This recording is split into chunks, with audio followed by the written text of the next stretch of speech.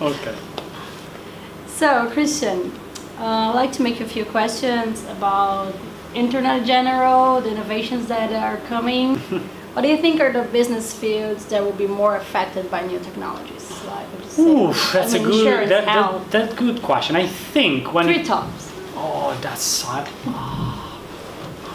I mean, everyone's going to be affected by it somehow. that's but the problem. Okay, so it's difficult for me to pick. Let's say there are probably a few fields which are going to be affected more. I feel probably for the reason we said.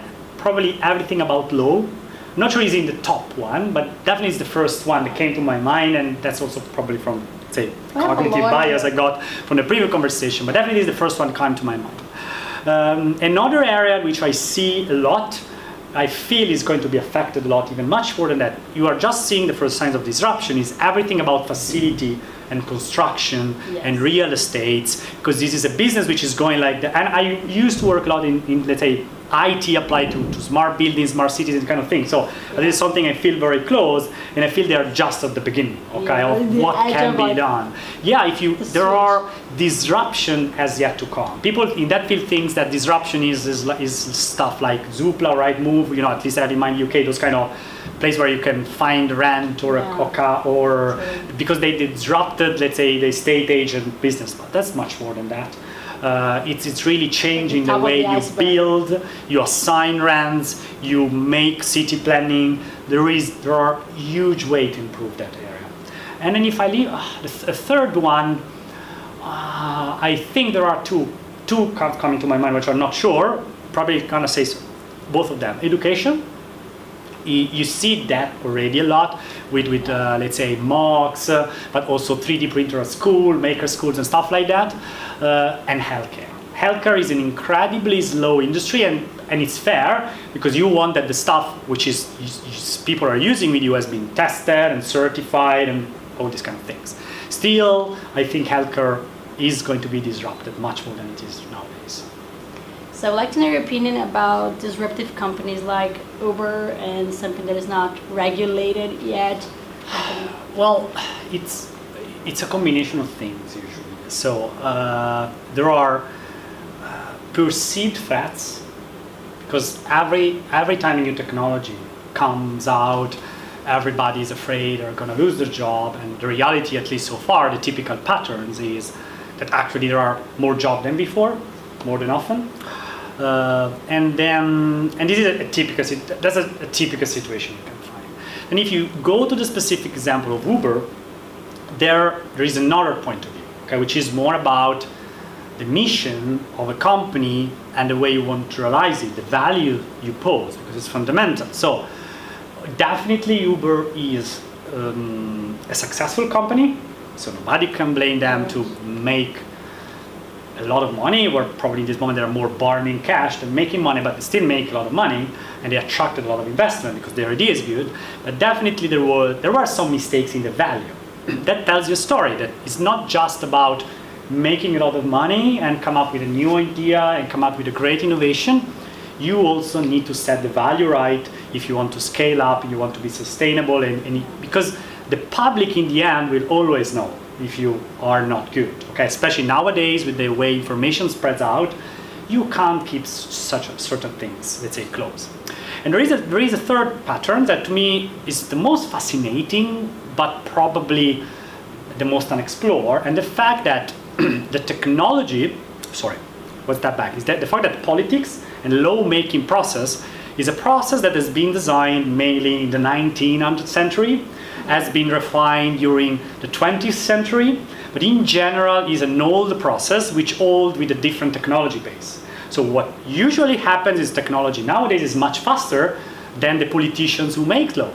And there are two ways, or there are no rules, which as a citizen, I'm not sure is the best thing for me, because I do want somebody protecting me, and that's what should be the state. And of course you can argue about how much this protection can be, and there are a lot of economical theory, but the point is that the expectation from a state as somebody who's setting up the basic rule for everybody to have a fair competition and these kind of things.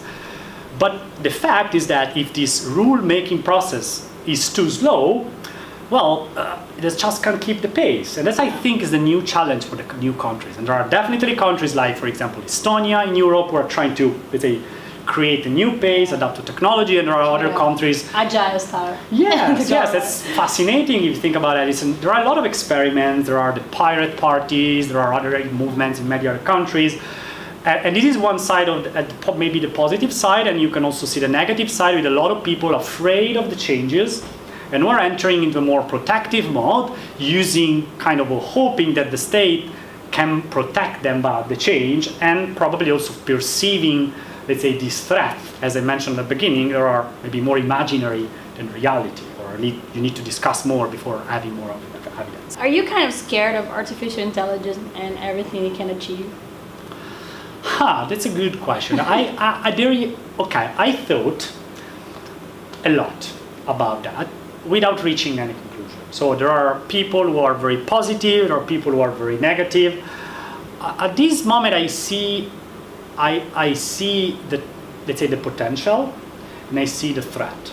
Definitely in that sense, I'm following the whole OpenAI activity that has been not even so recently launched by Elon Musk and a whole bunch of other guys, because they are trying, their mindset is, if we can keep artificial intelligence open, we can somehow control it, which and something that I like, okay, because the reality is you can't stop it.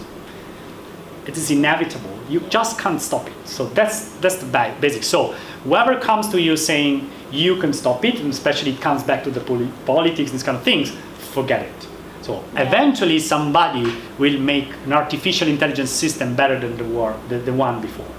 But yeah, you need to be aware that artificial intelligence is going to be the key for ruling everything in the future, especially, really all the businesses and even more, because if you think about the ways to make lawmaking more efficient, think about applying data science, for example, into typical sociological problems and stuff like that. I'm not just giving an example, I don't have solutions, but just say, it's an explored area, so I'm in general a positive person, so I believe that we are in a much better shape than we were before, and we are going to improve in the future.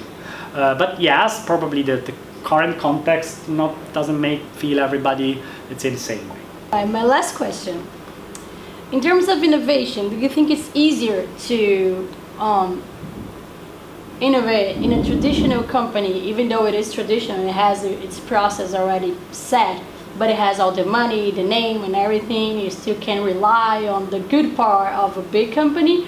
Or do you think it's easier to launch a new idea with a startup and a new team, more dynamic and everything? I think, and if you look to the reality, the two things are not mutually exclusive.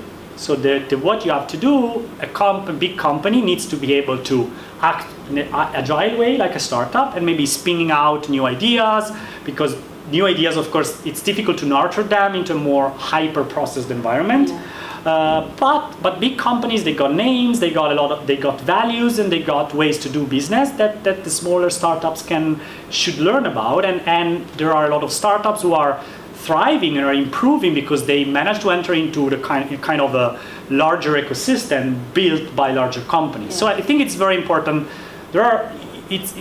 Innovation is always to find the right fit for your problem. That's the mindset. So there are two extremes, and everybody has his own solution in the middle between the two extremes. Let's say this way. Find a balance. Yeah. Yes.